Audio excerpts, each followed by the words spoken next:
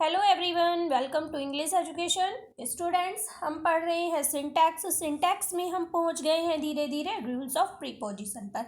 इससे पहले हमने rules of noun, pronoun, verb, adverb, adjective, conjunction और आर्टिकल्स को कंप्लीट कर लिया है। ये सारी वीडियोस का लिंक आपको डिस्क्रिप्शन बॉक्स में मिल जाएगा, जो एक प्लेलिस्ट में है। ओके, तो वहाँ से आप उन सभी कॉन्सेप्ट को क्लियर कर लेंगे, फिर आप रूल्स ऑफ प्रीपोजिशन को कंप्लीट करेंगे। इस तरह आपका सिंटैक्स आज कंप्लीट होने वाला है और इसके बाद हम पढ़ने वाले हैं सिंथेसिस। सिंथेसिस को भी हम एक एक करके इसी तरह पूरे रूल्स कंप्लीट करेंगे। उससे पहले कुछ बेसिक जानकारी आपको दी जाएगी उसके बारे में। तो चलिए स्टार्ट करते हैं हम रूल्स ऑफ प्रीपोजिशन। प्रीपोजिशन क्या होता है? प्रीपोजिशन आप सभी जानते हैं, ये इससे रिलेटेड वीडियो में एक और अपलोड कर चुकी हूँ। अगर आपको प्रीपोजिशन की पूरी डिटेल लेनी है तो आप वहाँ से पढ़ सकते हैं। प्रीपोजिशन यहाँ पर बताया गया है। प्री का मतलब होता है पहले, पोजीशन का मतलब होता है स्थिति। ओके, तो ये हो गई आपकी प्रीपोजिशन। या हम इसे इस तरह भी कह सकते हैं, जो शब्द नाउन या प्रोनाउन से पहले आता है वो क्या कहलाता है? प्रीपोजिशन कहलाता है। आई होप क्लियर हो गया होगा प्रीपोजिशन क्या होता है। इसकी परिभाषा भी यहाँ पर दी गई है। जो शब्द किसी नाउन या प्रोनाउन से पहले आकर उसका संबंध किसी दूसरे शब्द से बताए वो प्रीपोजिशन कहलाता है। किस तरह से? कुछ एग्जाम्पल यहाँ पर दिए गए हैं। ओके, यहाँ पर बताया गया है Ritu was in her room. Okay, तो यहाँ पर रितु क्या है? हमारा नाउन है, ठीक। प्रीपोजिशन है इन, और वो कहाँ पर है उसकी पोजीशन को, उसकी स्थिति को बताया जा रहा है। जैसा कि आपको बता दिया गया है कि उसकी स्थिति को बताया जा रहा है कि वो कहाँ पर है। ओके, तो यहाँ पर बताया गया रितु कहाँ पर है? कमरे में है, अपने कमरे में है। देखिए आगे दिया गया है the cat is on the mat. On means क्या होता है? पर। तो कैट कहाँ है? कैट क्या है? नाउन है, और वो कहाँ पर है, उसकी स्थिति क्या है, ये बताया गया है। कौन से वर्ड से? ऑन से। ओके, तो ये होता है आपका प्रीपोजिशन। आगे एक और एग्जाम्पल है, she came from Calcutta. From means होता है से, वह कलकत्ता से आई है। She was under the fan. तो ये सारी अंडर हम कहाँ पर यूज करेंगे, फ्रॉम हम कहाँ पर यूज करेंगे, इन ऑन का क्या मीनिंग होता है, किस तरह से स्थिति बताई जाती है, ये सब आप प्रीपोजिशन जो मैंने पहले वीडियो अपलोड की है वहाँ से आप अच्छी तरह से समझ लेंगे कि किस तरह से in, on, under, in front of इनका यूज किया जाता है। वैसे इस वीडियो में भी कुछ डिटेल आपको दे दी जाएगी। तो यहाँ पर बताया गया है कि काइंड ऑफ प्रीपोजिशन क्या होता है, कितने काइंड की प्रीपोजिशन होती हैं। प्रीपोजिशन के 4 काइंड होते हैं, तो देखते हैं कौन कौन से होते हैं। नंबर 1 बताया गया है सिंपल प्रीपोजिशन, नंबर 2 बताया गया है डबल प्रीपोजिशन, और नंबर 3 है कंपाउंड प्रीपोजिशन, और नंबर 4 है प्रेस प्रीपोजिशन। ठीक है, तो यहाँ पर आपको पता चला कि प्रीपोजिशन के 4 काइंड होते हैं। इस तरह से भी आपका क्वेश्चन आ सकता है। ठीक है, तो प्रीपोजिशन के काइंड कितने हैं? 4, simple, double, compound and press. तो इन सभी को पूरा डिटेल में पढ़ लेते हैं। सबसे पहले हम पढ़ते हैं सिंपल प्रीपोजिशन। सिंपल प्रीपोजिशन एक शब्द वाले प्रीपोजिशन। ठीक है, एक शब्द वाले प्रीपोजिशन क्या कहलाते हैं? सिंपल प्रीपोजिशन कहलाते हैं। जैसे कि in, on, to, at, of, by, for, with, etcetera. ठीक है, ये क्या है? सिंपल प्रीपोजिशन है। ऐसे ही कुछ और वर्ड आगे देखिए। डबल प्रीपोजिशन क्या है? यह 2 सिंपल प्रीपोजिशन से मिलकर बनती है, उसको कहा जाता है डबल प्रीपोजिशन। कैसे? Into, on to, upon, with. Okay, तो 2 प्रीपोजिशन एक साथ मिल रही हैं, इन्हें डबल प्रीपोजिशन कहा जाएगा। आगे है कंपाउंड प्रीपोजिशन। देखिए, ये नाउन, एडजेक्टिव या एडवर्ब से पहले ए या बी लगाने से बनती है। ठीक है, किससे पहले? नाउन से पहले, एडजेक्टिव या एडवर्ब से पहले ए या फिर बी लगाने से बनती है। जैसे कि क्रॉस दिया गया है यहाँ पर। ठीक है, क्या दिया गया है? क्रॉस। क्रॉस से पहले क्या लगा दिया? ए, तो क्रॉस बन। आई होप आपको समझ में आ गया होगा। तो नाउन एडजेक्टिव और एडवर्ब से पहले ए या बी लगने से बनती है हमारी कंपाउंड प्रीपोजिशन, जैसे about, between, before, beside. ठीक है, आपने देखा कि बी का यूज हो रहा है और ए का यूज हो रहा है। ये हो गई हमारी कंपाउंड प्रीपोजिशन। क्वेश्चन यहाँ से भी निकल सकते हैं कि कंपाउंड प्रीपोजिशन क्या होती है। ठीक, तो हमें पता चल गया कि एडवर्ब, एडजेक्टिव और या एडवर्ब से पहले ए या बी लगने से हमारी कंपाउंड प्रीपोजिशन बनती है। आगे देखते हैं प्रेज प्रीपोजिशन। शब्दों का वह समूह जिसे प्रीपोजिशन के रूप में प्रयोग किया जाए। ठीक है, शब्दों का वह समूह जिसे प्रीपोजिशन के रूप में प्रयोग किया जाए, जैसे अकॉर्डिंग टू, दो शब्द हैं। इन स्पाइट ऑफ, दो तीन शब्द यहाँ पर दिए गए हैं। In front of, in order of, on account of, due to, with reference, for the sake of, along with, because of, on behalf of, by dint of. ठीक है, तो यहाँ पर आपने देखा कि शब्दों का एक समूह है। ठीक है, इसे प्रीपोजिशन के रूप में अगर प्रयोग किया जाएगा तो ये प्रेज प्रीपोजिशन कहलाती है। ओके, यहाँ तक हमने जाना कि प्रीपोजिशन क्या होता है, प्रीपोजिशन के कितने काइंड होते हैं। हमने यहाँ पर पढ़े कि 4 काइंड होते हैं। अब आप सिंपली समझ गए हैं कि सिंपल प्रीपोजिशन क्या होती है, डबल प्रीपोजिशन क्या होती है। थोड़ा सा रिवीजन कर लेते हैं। कंपाउंड प्रीपोजिशन क्या होती है और प्रेज प्रीपोजिशन क्या होती है। आई होप यहाँ तक का टॉपिक आपको क्लियर हो गया होगा। अब देखते हैं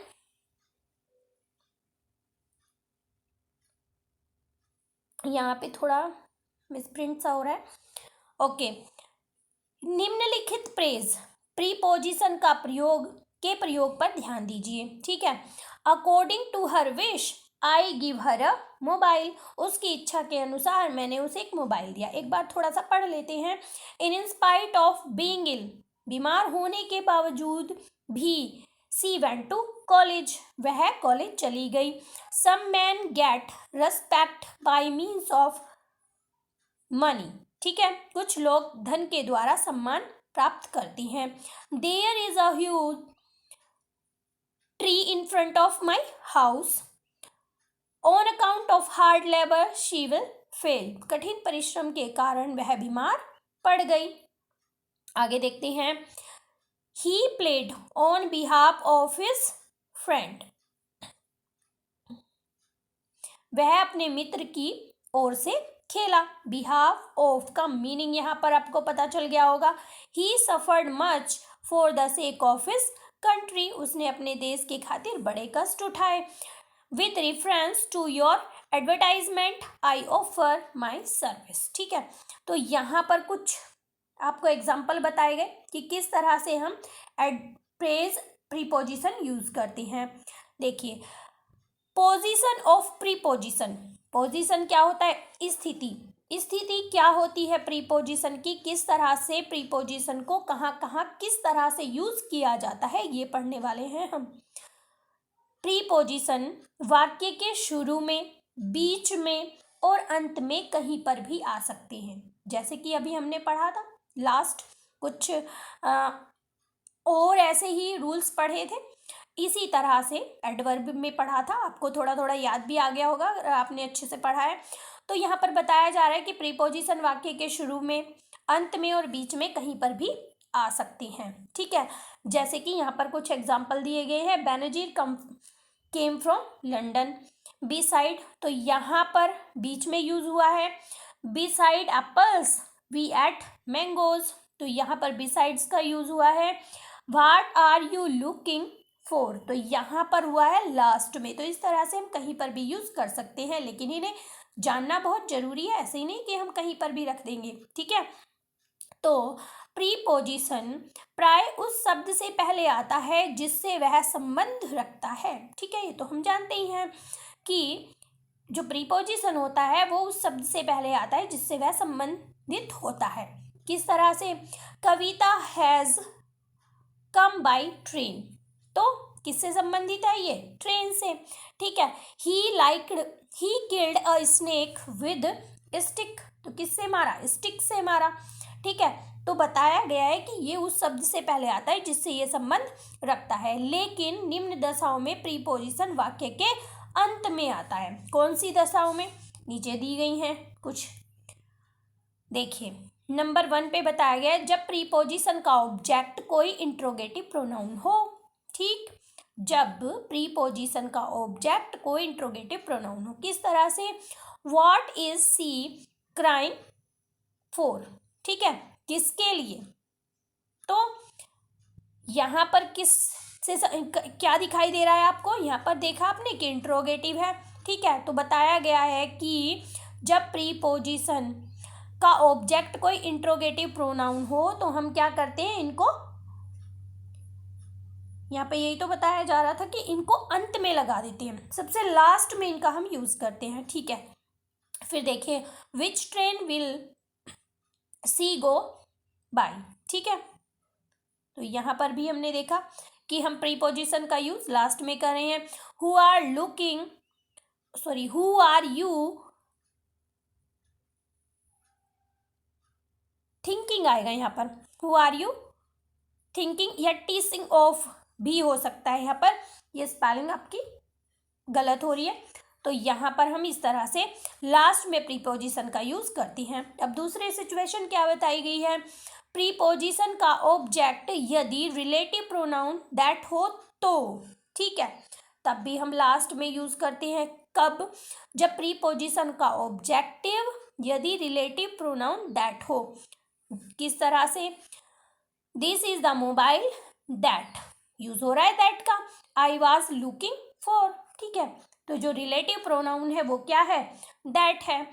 this is the girl that we are talking about. तो यहाँ पर हम ऐसी कंडीशन में लास्ट में यूज करते हैं। तीसरी सिचुएशन बताई गई है जब रिलेटिव प्रोनाउन छिपा हो। ठीक है, कई बार छिपा होता है ना, तो दिस इज द बॉय हुम, तो यहाँ पर हुम नहीं दिया गया होता है, ये छिपा होता है। दिस इज द बॉय हुम शी वाज स्पीकिंग ऑफ, तो यहाँ पर हमने देखा कि हमने प्रीपोजिशन का यूज लास्ट में किया है। This is the book that I was searching for, तो यहाँ पर भी क्योंकि दैट जो है वो आपका छुपा हुआ है। आगे देखते हैं, जब प्रीपोजिशन का ऑब्जेक्ट कोई इन्फिनेटिव हो। ठीक है, इन्फिनेटिव क्या होता है वो भी आपको समझना है, लेकिन मैं आने वाली वीडियोस में ये सारी चीज़ें, इन्फिनेटिव क्या होता है, जीरंड क्या होता है, ये सब चीज़ें पढ़ाने वाली हूँ। जब प्रीपोजिशन का ऑब्जेक्ट कोई इन्फिनेटिव हो, जैसे कि this is a beautiful house to live in. ठीक है, तब हम लास्ट में यूज करते हैं this has a beautiful house to live in. Okay, तो ये इन्फिनेटिव है, इसलिए हम यहाँ पर यूज कर रहे हैं लास्ट में प्रीपोजिशन को। अब आगे देखते हैं, कभी कभी, तो यहाँ पर बताया गया कभी कभी इम्फेसिस। इम्फेसिस आपने याद होगा, आपको प्रोनाउन में आपने पढ़ लिया है। इम्फेसिस मतलब बल या जोर देने के लिए ऑब्जेक्ट को पहले और प्रीपोजिशन को उसके बाद में रखते हैं। ठीक है, किस लिए? बल या जोर देने के लिए हम ऑब्जेक्ट को पहले और प्रीपोजिशन को बाद में रखते हैं। जैसे कि यहाँ पर हमने लिखा है Gandhi ji was famous all over the world होता, लेकिन यहाँ पर बल देने के लिए, जोर देने के लिए हमने ऑब्जेक्ट को पहले रखा और प्रीपोजिशन को रखा उसके बाद में। ठीक है, our rights we will fight for. ठीक है, तो इस तरह से हम इन्हें यूज करते हैं। आगे दिया गया है कि ट्रांजिटिव वर्ब तथा उसके ऑब्जेक्ट के बीच में कोई भी प्रीपोजिशन नहीं आती है। जैसे कि यहाँ पर हमने लिखा he killed to his wife, ये हमारा इनकरेक्ट सेंटेंस हो जाएगा, क्योंकि ऊपर बताया गया है कि ट्रांजिटिव वर्ब तथा उसके ऑब्जेक्ट के बीच कोई प्रीपोजिशन का यूज नहीं होता है। तो हम डायरेक्टली कैसे लिखेंगे? He killed his wife. Correct use of preposition. ठीक है, करेक्ट यूज किस तरह से होता है प्रीपोजिशन का? यहाँ पर देखिए, इन का मीनिंग क्या होता है? में होता है। इनटू का मीनिंग क्या होता है? इनटू का मीनिंग भी में होता है। तो यहाँ पर हमें इसमें डिफरेंस समझना है कि क्या होता है। स्थिर अवस्था के लिए, अर्थात जब कोई वस्तु पहले ही अंदर हो, ठीक है, तो हम इनका यूज करते हैं। गतिमान अवस्था में अर्थात बाहर से अंदर कूद कर या चलकर जाना, तो ऐसी स्थिति में हम यूज करते हैं इनटू का। किस तरह से, देखिए, he is in the room, यानी कि ऑलरेडी ही कमरे में है, पहले से ही है, ठीक है, तो वह कमरे में है। में यहाँ पर भी हमने इनका मीनिंग भी में है और इनटू का मीनिंग भी में है, लेकिन स्थिर अवस्था में हम यूज करते हैं इनका और गतिशील अवस्था में हम यूज करते हैं इनटू का। सी केम इनटू द रूम, वह कमरे में आई, यानी कि चलकर कूदकर जाकर, ठीक है। The boy jumped into the river, तो यहाँ पर आपको इन और इनटू में डिफरेंस अच्छे से समझ में आ गया होगा और क्लियर भी हो गया होगा। आगे देखते हैं इनटू का मीनिंग होता है में, रूप या अवस्था में परिवर्तन के साथ। देखिए किस तरह से हम यूज करते हैं, change this sentence into negative, ठीक है, इस तरह भी हम यूज करते हैं जब अवस्था में परिवर्तन हो। Translate the story into English, she burst into tears, the rain change into snow, ठीक। तो इस तरह से जब स्थिति में परिवर्तन होता है, अवस्था में परिवर्तन होता है, रूप में परिवर्तन होता है, तब हम इनटू का यूज करते हैं, ठीक है। यहाँ पे रूप में परिवर्तन आप देख रहे हैं, यहाँ पे भी आप रूप में परिवर्तन देख रहे हैं, यहाँ पर आप अवस्था में परिवर्तन देख रहे हैं और यहाँ पर भी आप रूप में परिवर्तन देख रहे हैं। आगे बताया जा रहा है कि ऑफ का मीनिंग क्या होता है, का या वाला, ठीक है। संबंध या गुण स्पष्ट करते हैं, क्या स्पष्ट करते हैं, तो संबंध स्पष्ट करते हैं या गुण, ठीक। She is the principal of our college, ठीक है। आगे यहाँ पर संबंधित है, she is a man of principle, यहाँ पर गुण की बात की जा रही है। तो देख रहे हैं ना आप, एक ऑफ के ही दो डिफरेंट मीनिंग है, ठीक है। आगे देखते हैं ऑफ का मीनिंग क्या होता है, दूर या अलग, ठीक है। यह अलगाव प्रकट करता है, किस तरह से, the cat jumped off the table, मतलब अलग हो गई है। She is off duty now, यानी कि मतलब अभी वो अपने ड्यूटी से अलग है, ठीक है। तो ये जो है दूरी के लिए, अलग होने के लिए ऑफ का यूज किया जाता है। आगे देखते हैं ओन मीन्स भी ऊपर होता है, पर होता है, और अपॉन मीन्स भी पर होता है।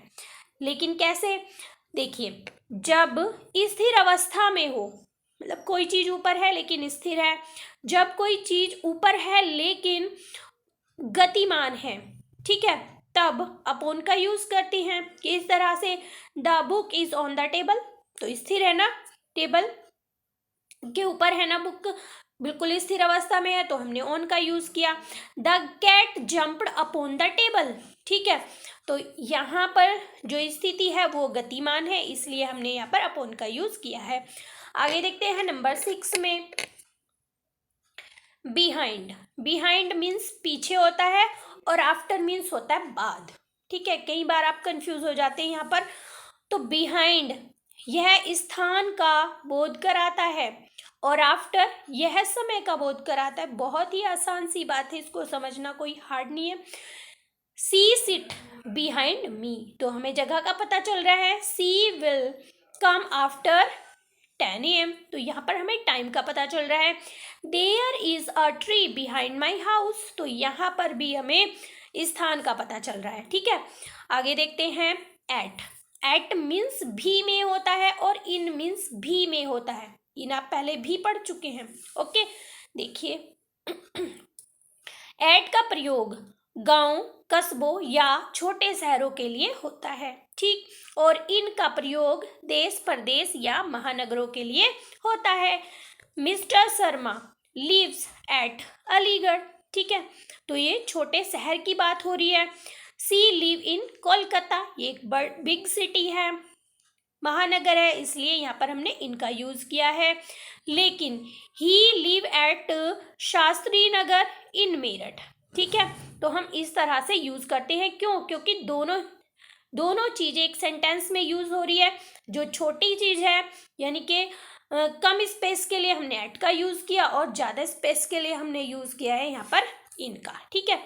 जब एक ही वाक्य में दो स्थान दिए गए हों तो छोटे स्थान से पहले हम एट का यूज करते हैं और बड़े स्थान से पहले हम इनका यूज करते हैं, ओके, अब आगे देखिए, बिटवीन और अमंग, इन दोनों का मीनिंग बिल्कुल सेम है। बिटवीन मीन्स होता है में, बीच में, और अमंग मीन्स भी होता है में और बीच में, ठीक है। लेकिन बिटवीन दो प्राणियों या वस्तुओं के लिए और अमंग होता है दो से अधिक के लिए, ठीक। ये रूल आप पढ़ चुके हैं, बिल्कुल वैसे ही है, यहाँ पे कोई ज़्यादा डिफरेंस नहीं है।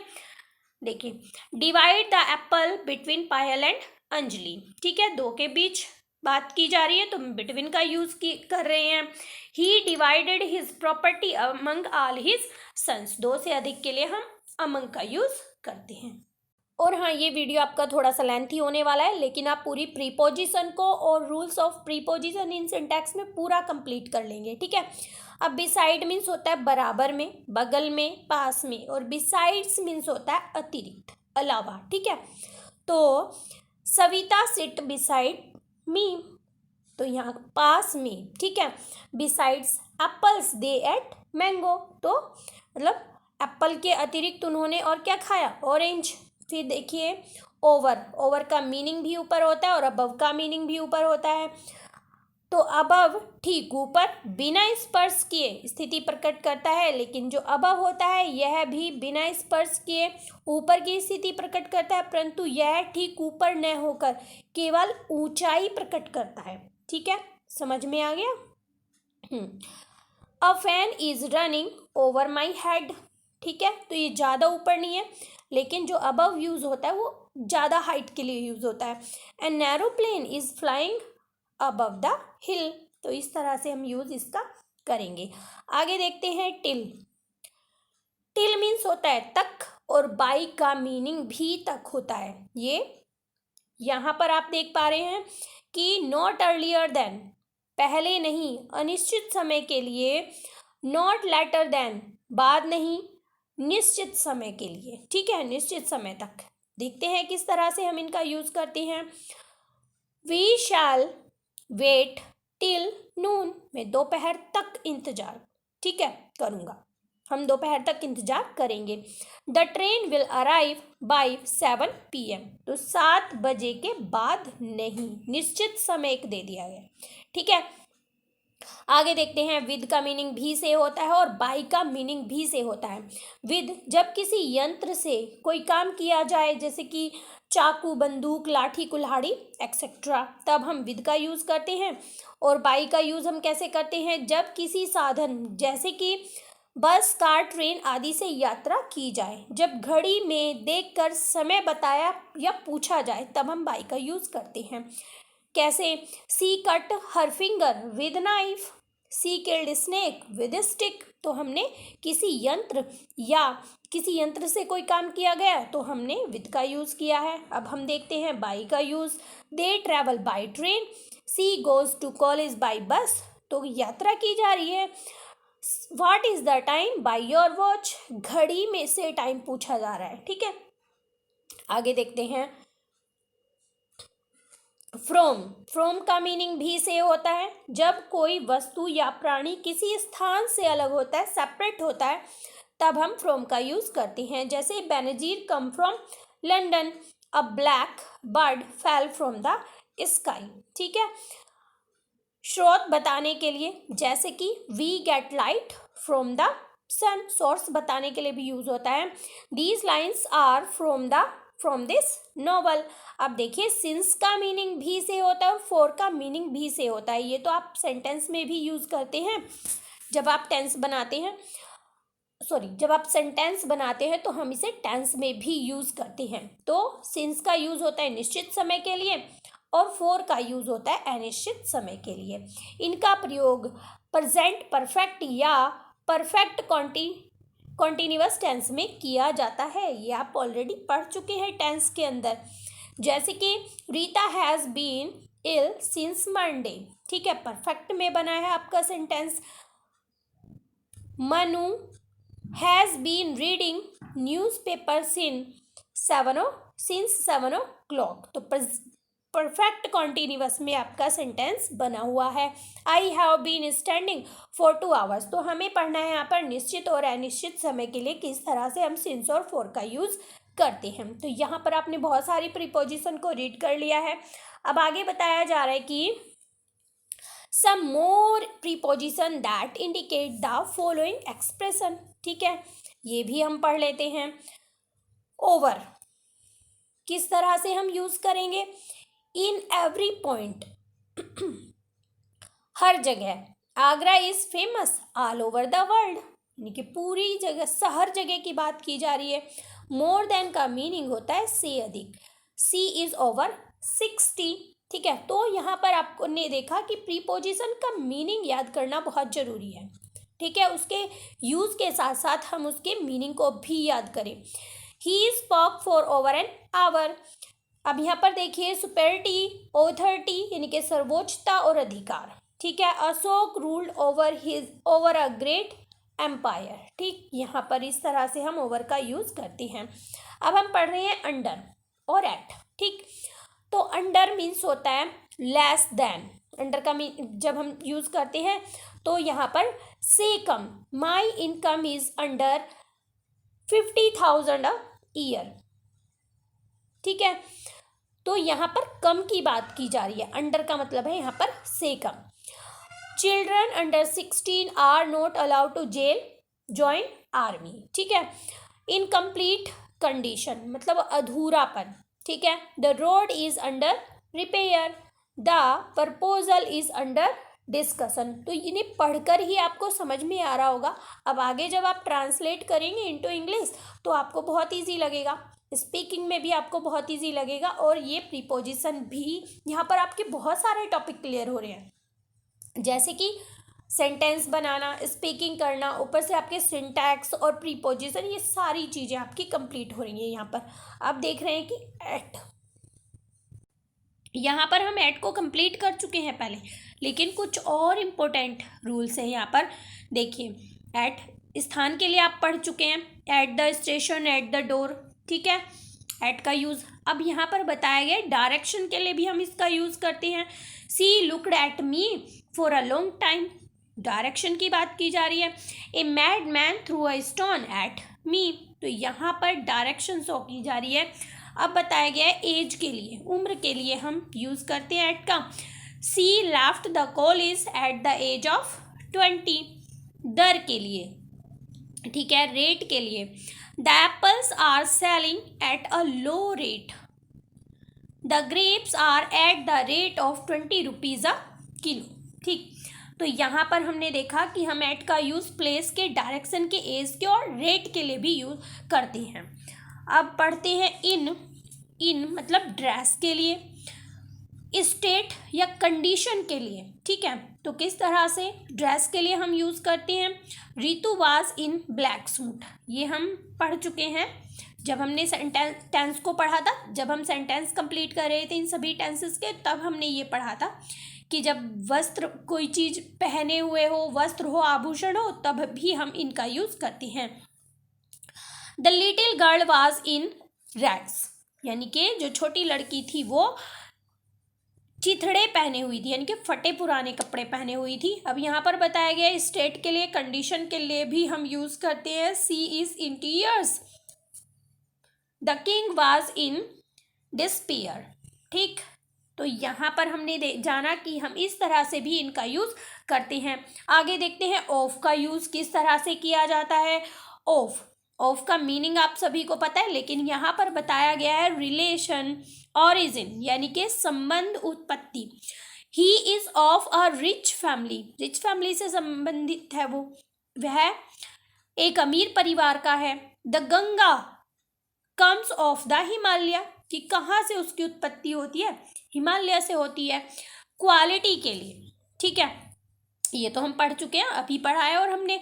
He is a man of character, वह चरित्रवान व्यक्ति है। He is a man of principle, वह सिद्धांतवादी व्यक्ति है।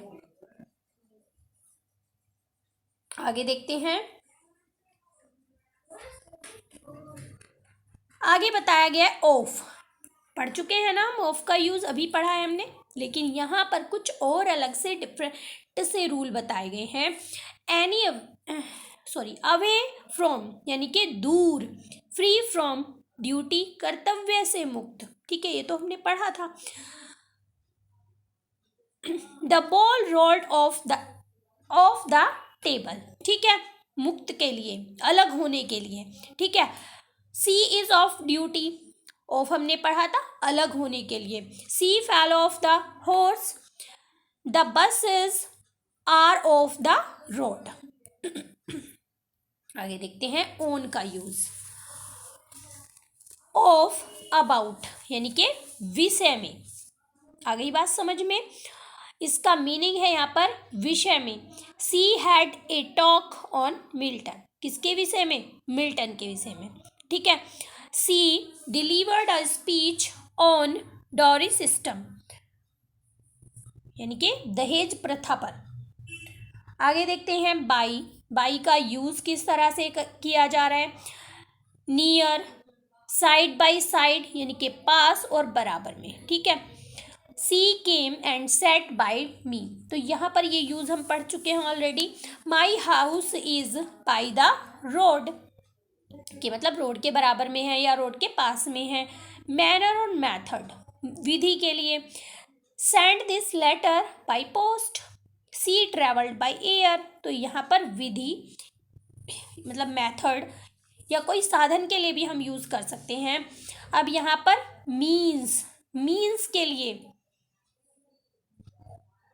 किस तरह से हम यूज करते हैं। She makes a living by teaching, मतलब ये साधन या माध्यम हम कह सकते हैं।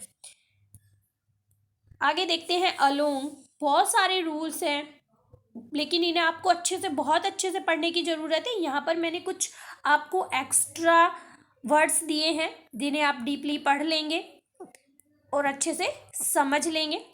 पहले हम इनको देख लेते हैं। यहाँ पर आ चुके हैं हम along. Side by side from one end to another, ठीक है। We walked along the road, this road runs along the river bank, some boys are marching along the streets. तो यहाँ पर आपने जाना कि किस तरह से हम इन प्रीपोजिशन का यूज करते हैं। तो यहाँ पर कहा गया है वर्ड्स फॉलोड बाय द, मतलब कुछ प्रीपोजिशंस दी गई हैं। ये जो ऊपर अभी हमने प्रीपोजिशन पढ़ी है इसी से रिलेटेड है ये, आप इन्हें पढ़कर देखेंगे इनका यूज किस तरह से किया जा रहा है। देखिए, common error in the use of preposition, किस तरह से एक एरर एग्जाम में दिया जाता है। वैसे तो आपको एमसीक्यू आने वाले, मैं हर वीडियो में आपको यही बात बताती हूँ, इसीलिए बहुत डीपली पढ़ना जरूरी है। What is the time in your watch, क्या ये सही है। मैंने आपको बताया था कि जब घड़ी में देखकर टाइम पूछा या बताया जाए तो हम यूज करते हैं बाय का, ठीक है। यहाँ पर हमने यूज किया बाय का। ये हमारा सेंटेंस जो है इनकरेक्ट है और ये है हमारा correct. This building is in A repair, तो अंडर अ रिपेयर, यहाँ पर हमें यूज करना है under the repair. Indian team lost the match from 20 run, ठीक है। Indian team lost the match by का मतलब यहाँ पर से है, बाय 30 रन्स। मैंने शायद ऊपर 20 बोल दिया, सॉरी। फिर देखिए, इन द एज ऑफ 20, अब एज के लिए हमें यूज करना है यहाँ पर at the age. At the age of 20 she was married, तो यहाँ पर बहुत सारे आपको दिए गए हैं रूल्स, यहाँ पर एग्जाम्पल्स दिए गए हैं बहुत सारे, इन सभी को आप करके देखेंगे। और यहाँ पर आपको दी गई है एक एक्सरसाइज, ठीक है। एक और एक्सरसाइज दी गई है यूज ऑफ प्रीपोजिशन से। आर्टिकल मैं आपको ऑलरेडी करा चुकी हूँ, ठीक है। मैं ये बात आपको बता चुकी हूँ कि मैंने आर्टिकल की जो वीडियो है वो इससे पहले अपलोड कर दी थी। तो यहाँ पर आप देख पा रहे हैं कि एक्सरसाइज नंबर 7 और 8 है आपके सामने। इन सभी को आप करके देखेंगे। अगर आपकी कोई क्वेरी है तो आप कमेंट सेक्शन में पूछ सकते हैं। आई होप आपका टॉपिक क्लियर हो गया होगा। अगर आपको वीडियो अच्छी लगी है तो आप लाइक करें। अगर आप चैनल पर पहली बार आए हैं तो चैनल को सब्सक्राइब करें ऐसी ही कुछ और वीडियोस के लिए। यहाँ पर हम 9th से लेकर 12th तक लिटरेचर एंड ग्रामर सारे ही टॉपिक को क्लियर कर रहे हैं। तो मिलते हैं अपने नेक्स्ट टॉपिक में, तब तक के लिए बाय बाय।